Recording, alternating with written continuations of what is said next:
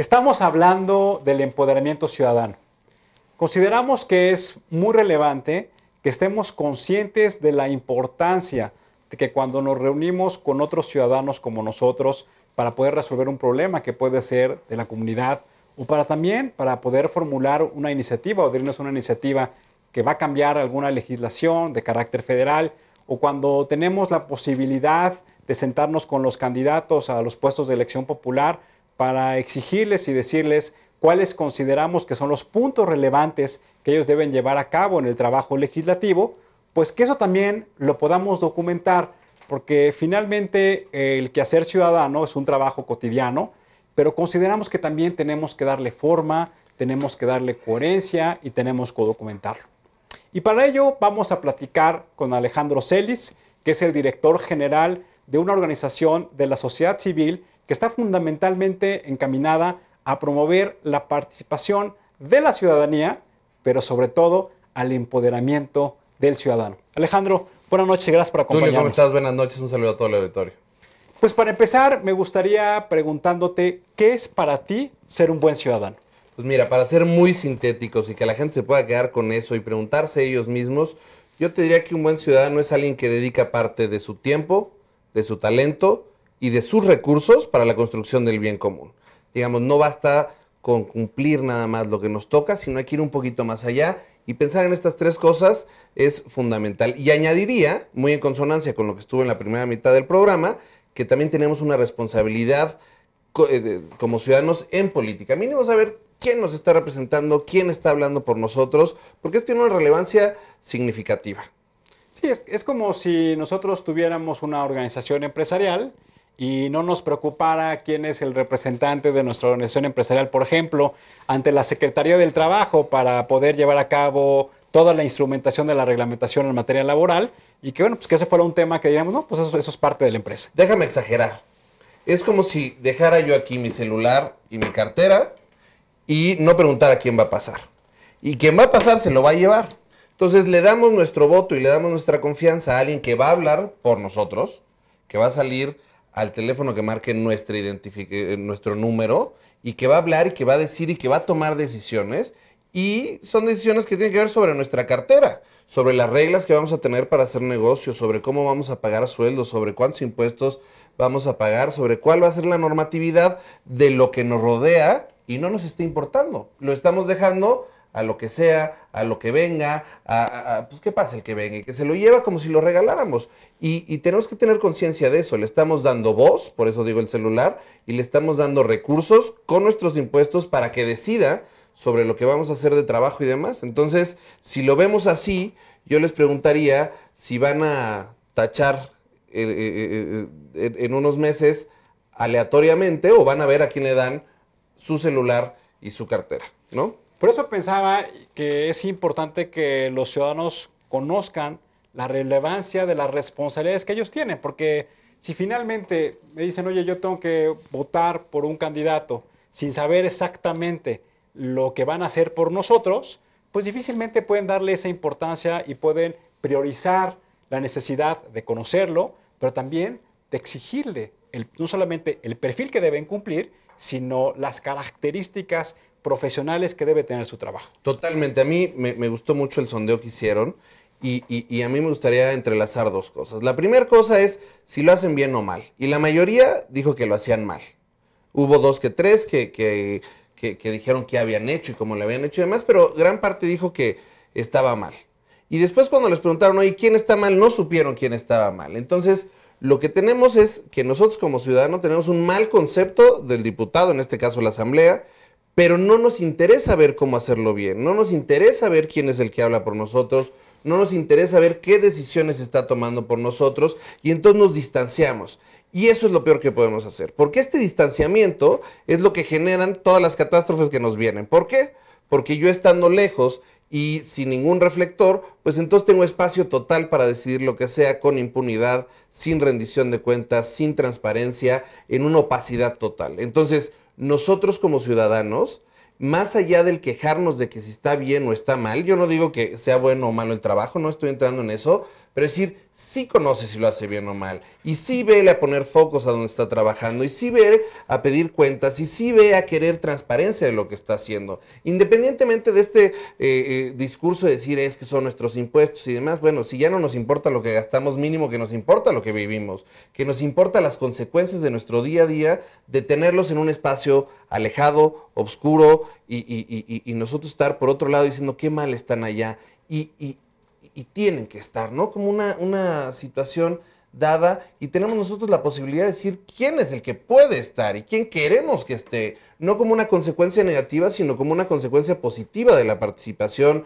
del involucramiento. Tú sabes todo lo que luchamos, cuántas organizaciones para que hubiera candidatos ciudadanos, para luchar más allá de las figuras típicas de los partidos políticos, y tenemos la posibilidad de ponerlos, y tenemos la posibilidad de que ellos sean los que lleven las luces, de que ellos sean los que lleven los reflectores, y de que empezar a transparentar eso, y de que nos empecemos a interesar. Es increíble ver cómo en otros países actos de corrupción de este tamaño acaban con la dimisión de los funcionarios, y aquí cosas enormes, grandes, que se ven desde la calle.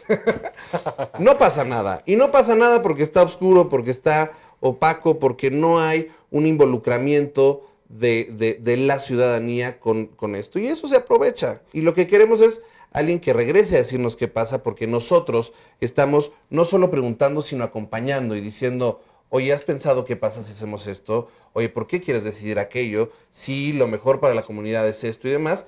Y quien sí lo hace es el partido político. Y entonces tenemos nuestra partidocracia, donde el partido es el que decide sobre el ciudadano, porque el ciudadano le cede su lugar al partido. Pareciera ser que entonces que la participación de los ciudadanos ante estos actos pues se resume en poder compartir un famoso meme, que el meme es esta representación gráfica de una fotografía donde se le añade un mensaje en tono de broma, y pareciera ser que ese es el grado de participación actual de los ciudadanos. Más Ciudadanía ha trabajado en los últimos años de manera importante en lo que le llamamos el empoderamiento ciudadano. ¿Por qué no nos platicas cuál es el concepto en términos muy claros, muy concretos, de qué significa empoderar a los ciudadanos y cómo podemos nosotros asumir ese rol de ciudadano? Mira, el empoderamiento ciudadano es que el ciudadano sepa que tiene poder y no necesita ser diputado, no necesita ser senador, sino por el hecho de ser ciudadano y de participar tiene poder. Entonces pensamos y empezamos a acercarnos con empresas, con partidos y demás, a decirles, oye, danos las facultades de darnos cuenta de que tenemos el poder. ¿Cómo le hacemos para compartir con la gente estos mecanismos de interacción? Y entonces, después de mucha reflexión, generamos un programa que se llama Currículum Ciudadano. Entonces, el Currículum Ciudadano considera que nosotros no solo somos nuestra experiencia académica, no solo somos nuestra experiencia profesional, sino que somos también un factor de cambio dentro de nuestra comunidad y somos un elemento importante de nuestra comunidad. Y ahí también interactuamos. Y ahí también tenemos un espacio al que podemos llegar o del que rehuimos. Entonces, el currículum ciudadano es un poco lo que te decía hace rato, preguntar es, ¿qué es lo que haces en términos de tiempo y talento por el bien de tu comunidad? ¿Qué es lo que haces con recursos para generar una mejor comunidad? ¿Y cómo respondes a tu responsabilidad ciudadana en política? Es un cuestionario muy sencillito, estructurado, que se tarda 3 minutos en llenar y que un poquito empieza a preguntarte de lo que estoy pudiendo hacer, ¿qué hago? INEGI sacó un estudio, dijo que 1.14% de México hizo trabajo voluntario el último año. En Estados Unidos 85% ha participado en alguna organización de la sociedad civil en el último año. Y participa siendo el coach de los vecinos del fútbol de las niñas. Y participa preguntándole al papá que cuándo van a ir al museo, por qué los quiere llevar y él puede ser el guía para que no le cueste a la escuela. Y digamos, son participaciones que a veces podemos desestimar. Pero este personaje que se junta para entrenar a los niños del vecindario hace que los papás se junten, que platiquen los problemas que hay en la comunidad, que si sale un bache digan, oye, ¿quién le va a mandar la carta a nuestro representante? ¿Y quién va a dar seguimiento para ver que lo tapen? ¿Y por qué el alumbrado no está sirviendo? ¿Ya se dieron cuenta que en aquella esquina están asaltando? Oigan, ¿conocen a la pandilla que está? Podemos hablar con ellos. Y entonces estos espacios de encuentro empoderan. Y nosotros estamos con la pésima costumbre decir, ¿cuándo llegará el gobierno a quitarnos esta pandilla? ¿Y cuándo llegará a tapar el bache? ¿Y cuándo llegará? Y el cuándo llegará, pues nos tiene desesperados, ¿no? Y entonces me acuerdo que en alguna época tenías la bandera muy fuerte del ya me cansé, pues yo lo cambiaría y diría, yo ya me cansé de que como ciudadanos no participemos y que no tomemos nuestro entorno como parte nuestra, como parte de nuestra esencia. Es increíble que nosotros en nuestra casa, yo nunca he visto a nadie que cae unas papitas y las tire en la sala de su casa. Pero sí lo he visto en las plazas públicas, en los parques, de los coches que salen colillas volando, chicles y demás, porque no hemos entendido que el espacio público es también nuestra casa. Y como no lo hemos entendido, nos hemos refugiado en otro lado y nos alejamos. Entonces el currículum ciudadano es un poco preguntar, ¿qué estás haciendo por eso? Y justamente en esta época, y aprovechando que hablabas de los diputados locales y que ya hablaste de los diputados federales, estamos haciendo un esfuerzo con otras organizaciones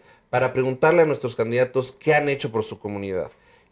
¿Para qué? ¿No? Digamos, es como la pregunta lógica, oye, ¿qué me importa si el candidato ha estado en una organización o no? ¿Qué me da? Y la parte que yo invitaría a pensar al auditorio es, a mí sí me importa saber si la persona que quiere hablar conmigo encabeza una causa, si ya se casó con que no quiere niños en la calle y el proceso de sacar a los niños de la calle hizo que se diera cuenta que había leyes que estaban mal, que había incentivos negativos dentro de las delegaciones, que había uniones sindicales de vecinos y demás que estaban atacando estas cosas y encontró en la política el medio para resolver esos problemas. Esa persona es la que yo quiero que hable por mí y no un personaje que lleva toda su vida partidista y que ve a la diputación como un medio para llegar a una gobernatura o a una presidencia municipal y después querer ser presidente y romper esa dinámica y que sean las causas las que nos muevan para cambiar nuestra propia sociedad.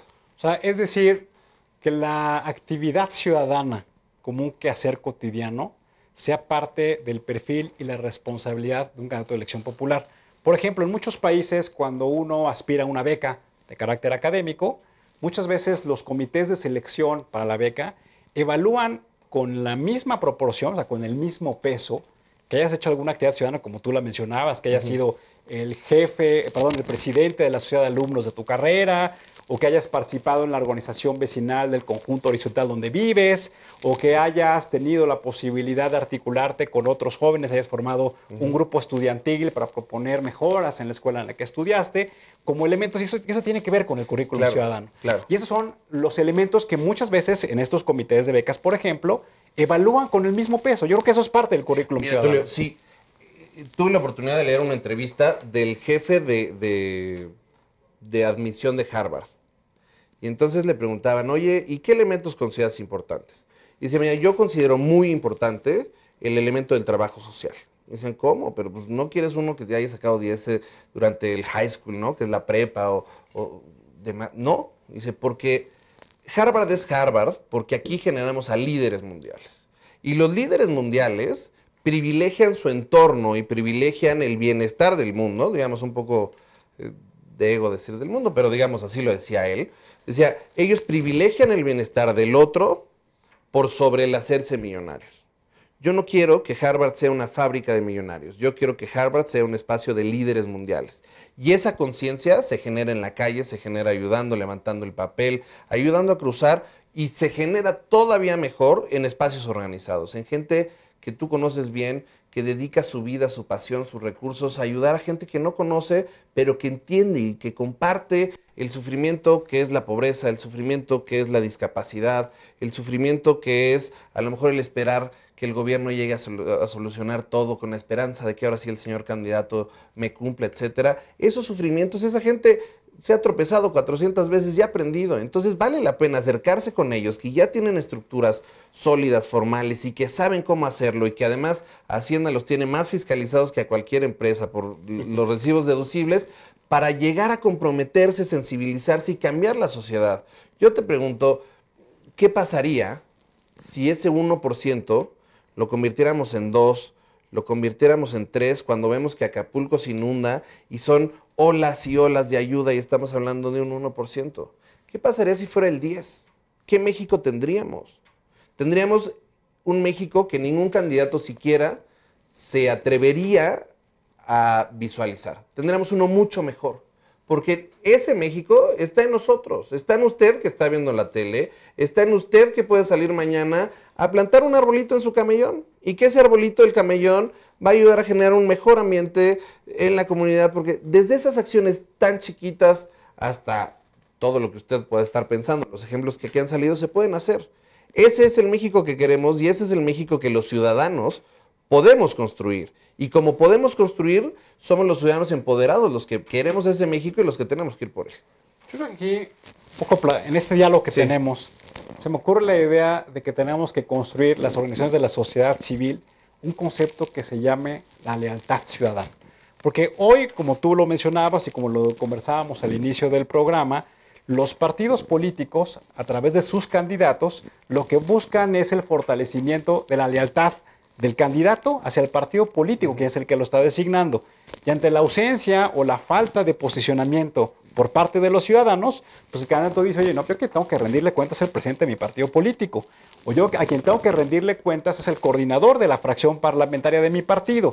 Y cuando se presenta una iniciativa de ley, ya sea en el Congreso Federal o en el Congreso local, más que responder a los intereses del distrito electoral que representa, pues responde a los intereses del coordinador de la fracción parlamentaria, quien es el que le da la posibilidad de acceder a una comisión legislativa y a recursos y asesores y a una serie de beneficios que a los ciudadanos que son los que lo eligieron.